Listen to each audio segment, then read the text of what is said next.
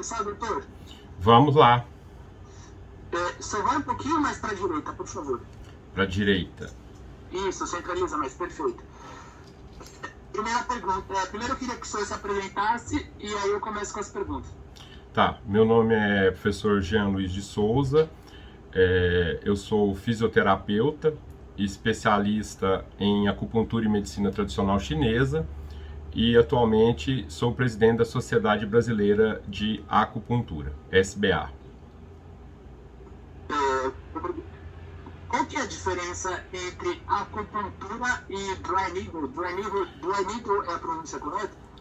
Na verdade, ô Júlio, a gente tem uma situação assim muito simples de entender hoje, né? O que a gente tem que entender que o que evita imprudências é uma boa formação em acupuntura. E dry needle não é acupuntura. Hoje nós somos mais de 200 mil acupunturistas no Brasil.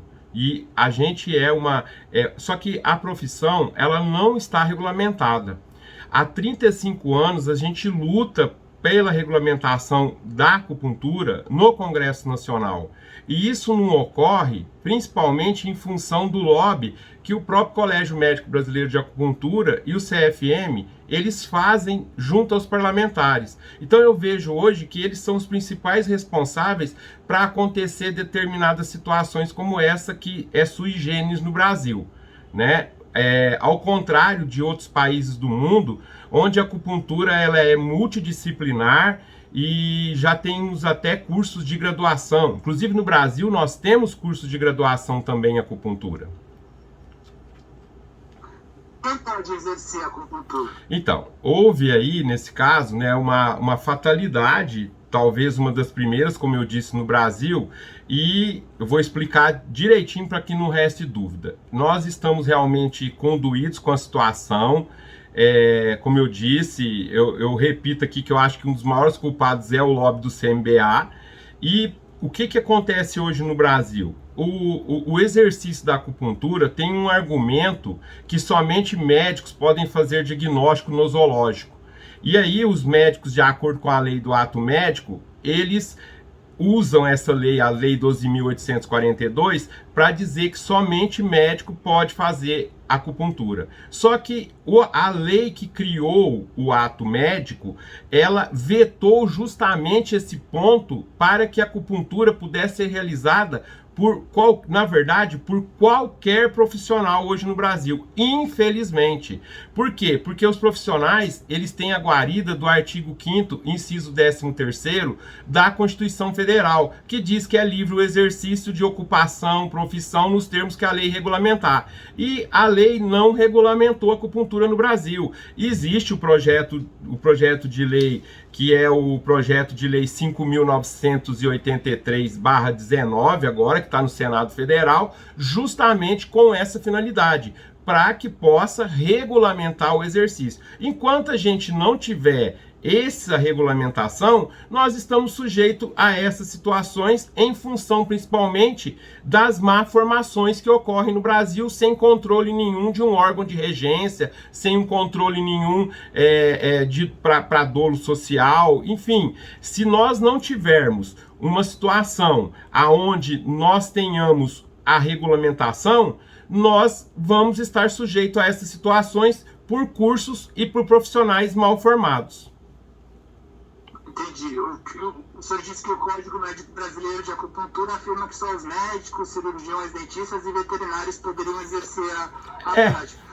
Eles se alvoram a dizer até os outros que podem exercer. E, na verdade, hoje eles fizeram e outros conselhos fizeram resoluções intracorpores defendendo o exercício da acupuntura para algumas categorias profissionais. Inclusive, eles estão sendo processados no Ministério Público Federal justamente por conta desses fake news que eles soltam. Tem uma ação sendo julgada aqui em Minas Gerais, hoje já está em segunda instância, e, consequentemente, não se enquadra isso não existe. Por que não existe? Porque não temos lei, ou seja, ninguém é obrigado a fazer ou deixar de fazer, senão em função da lei. Agora, a questão do dry needle é uma questão muito séria no Brasil. Brasil, porque eles utilizam agulhas de acupuntura em pontos de dor no corpo, fazem às vezes inserções profundas, e esses cursos de Dry Needler são pior ainda, são cursos de um final de semana.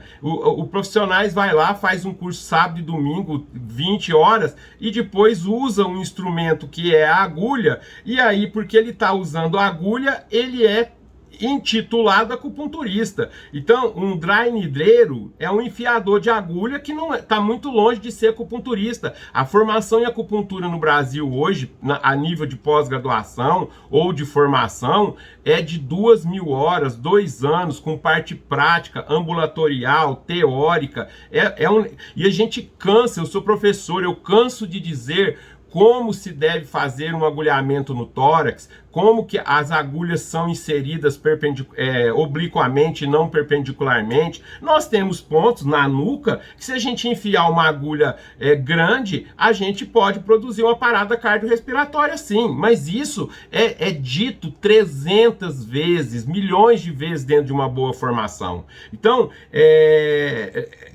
o que nós queremos hoje é no sentido assim, de que, na verdade, o que a gente pede é que o CMBA, principalmente, pudesse se unir a nós para que nós pudéssemos regulamentar a acupuntura da forma como ela é regulamentada nos outros países, para que nós tenhamos um processo de fiscalização, de formação adequada, porque já existe, inclusive, 2 faculdades no Brasil e eles entraram contra as faculdades, eles entraram contra o curso de formação em acupuntura. Então, como que eles podem entrar contra a faculdade e depois exigir, e depois vir dizer que existe imperícia e imprudência? Existe realmente imperícia e imprudência, se nós não tivermos uma boa formação. Então, eles são os verdadeiros culpados por nós não termos uma profissão regulamentada e por nós não evitarmos determinados incidentes que são da ordem de 0,0004014%. E esses incidentes, o pneumotórax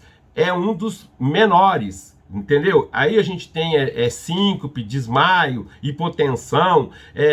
Pneumotórax é uma situação assim que é inadmissível de se acontecer. Um profissional bem treinado, um fisioterapeuta, um enfermeiro, um próprio acupunturista tradicional, um próprio médico, jamais vai fazer um pneumotórax. Então, essa situação de dry needler é que também precisa ser coibida no Brasil. E ela será coibida à medida que nós tivermos a regulamentação com a aprovação do projeto 5983, que já está há mais de 30 anos no Congresso Nacional.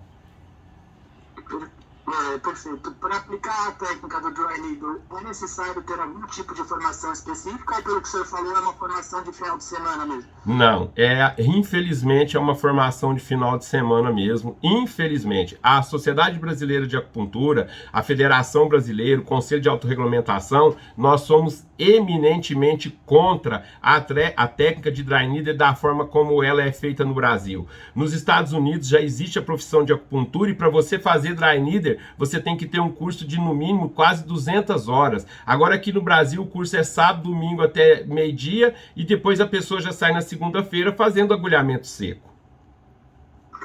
Há fiscalização desde a licença da acupuntura no Brasil? Não, infelizmente não. Por quê? Porque nós não temos a profissão regulamentada.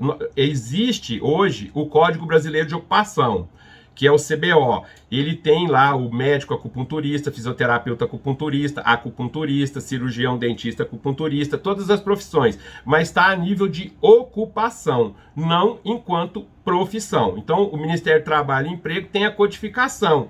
Então, como não tem a profissão, não tem nenhuma regência sobre aqueles, igual eu disse, nós somos 200.000 acupunturistas e que estão aí com formações livres e cursos de pós-graduação autorizados sim pelo MEC, mas também não quer dizer que porque o curso é autorizado pelo MEC ou por uma sociedade médica ou qualquer outra que o curso é de boa qualidade. Então, o que a gente precisa é tentar ter a regulamentação, porque com a regulamentação, sim, aí nós vamos poder ter a fiscalização melhor da vigilância sanitária. Hoje, para te dizer, não existe uma RDC específica para a Anvisa fiscalizar os acupunturistas no Brasil. Ela faz por similaridade com objetos infecto, perfurante, cortante. Nós não temos uma RDC da Anvisa específica para acupuntura. Quer dizer, se nós não temos nem a fiscalização sanitária, imagina a fiscalização do exercício profissional.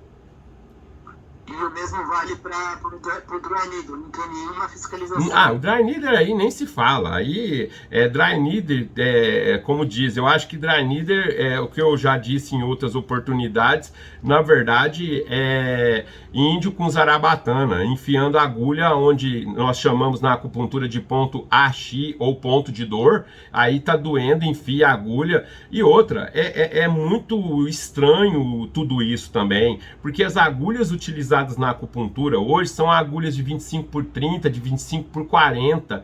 É muito difícil com a agulha de 25 por 30, 25 por 40, você atingir o pulmão. Se você fizer a angulação oblíqua e não fizer a angulação perpendicular, você jamais vai atingir órgãos internos, seja pulmão, seja o que for. E os médicos, eles argumentam que a acupuntura só pode ser exercida por eles porque a lei do ato médico deu a eles o direito de aspectos invasivos de órgãos internos. E nós não entramos em órgãos internos. Nós não utilizamos a agulha em orifícios para chegar em órgãos internos. Nós aplicamos a agulha, são poucos centímetros abaixo da pele, 1,5, no máximo 2 centímetros, dependendo da constituição do paciente, se é um paciente mais obeso, se é um paciente mais magro, né, se é homem, se é mulher, como é que é o constitucional do paciente. Então, essas situações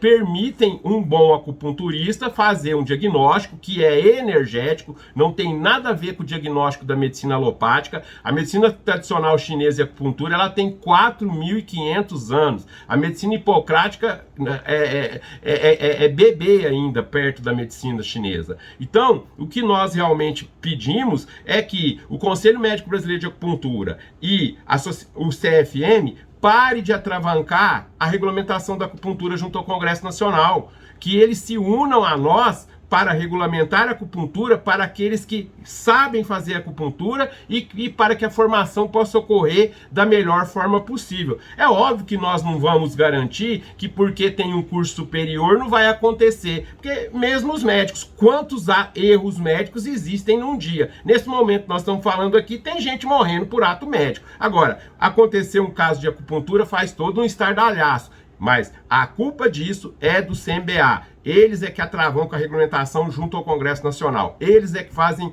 um pesado lobby junto com o CFM. A nossa reportagem vai falar do caso de perfuração do pulmão de uma pessoa que teria se submetido a uma sessão de acupuntura com um massoterapeuta. É comum esse tipo de acidente? Como que a gente pode explicar se ele realmente aconteceu? Bem, primeiramente, não é comum. Segundo, se aconteceu com a massoterapeuta ou o massoterapeuta, não sei quem é até agora, nós não sabemos onde essa massoterapeuta formou, não sei se esse massoterapeuta é acupunturista ou simplesmente fez um curso de dry needle. Então, porque se ele fez um curso de dry needle, ele não é acupunturista. Então, tá fora da situação. Nós não temos nós somos acupunturistas e a acupunturista tem que ter formação. Tem uma propedêutica própria, uma taxonomia própria, exame clínico, tudo diferente. Agora, dry needle não. Vai lá, tá doendo aqui, enfia uma agulha onde tá doendo. E outra, não se tem os parâmetros de que nós chamamos nas disciplinas de materiais e métodos de inserção. Existem 9 métodos tradicionais de inserção que são ensinados nas escolas, os pontos proibidos, a profundidade do ponto, a anatomia do ponto, tudo isso é aprendido dentro de uma boa escola. Agora, num final de semana é impossível isso. Agora, pode acontecer um pneumotórax? Pode, por uma pessoa que não tiver uma boa formação. É raro, mas pode acontecer se a pessoa usar uma agulha muito grande e não fizer uma inserção da forma adequada, principalmente em tórax, região posterior torácica e abdômen por conta dos órgãos. Mas nós não, isso é falado desde o primeiro dia de uma aula de acupuntura, o que pode e o que não pode em termos de inserção de agulhas. E existem aulas específicas para manuseio de agulhas, para manipulação de agulhas, e as agulhas utilizadas na sua maioria são 25 por 30, 25 por 40. Essas agulhas nesse tamanho, elas jamais, inseridas da forma correta, elas jamais vão produzir pneumotórax. Ou seja, quem fez essa imprudência e essa imperícia não é acupunturista. Teoricamente, massoterapeuta pode aplicar acupuntura? Teoricamente, no Brasil hoje, não é nem teoricamente, é corretamente qualquer pessoa pode aplicar acupuntura, justamente pelo que eu te disse do artigo 5º, inciso 13º da Constituição Federal.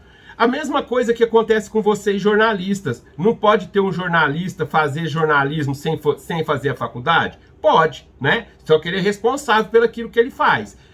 Os jornalistas hoje o Supremo já definiu isso. A mesma coisa que acontece com a acupuntura. Como não tem uma lei de regência, como não tem uma lei regulamentando, ela é livre. Então o barbeiro, o carpinteiro, qualquer pessoa pode fazer. Agora, o problema está na formação. Esse é o problema. Então, o que nós precisamos urgentemente? O projeto está no Senado hoje, tem como relator o senador Girão, do Podemos, ele está na Comissão de Assuntos Sociais, ele veio da Câmara, ficou na Câmara quase 15 anos, agora está no Senado. Nós precisamos regulamentar a acupuntura para coibir essas situações. E quem pior faz isso para não conseguir fazer a regulamentação são os médicos, é o Colégio Médico Brasileiro de Acupuntura.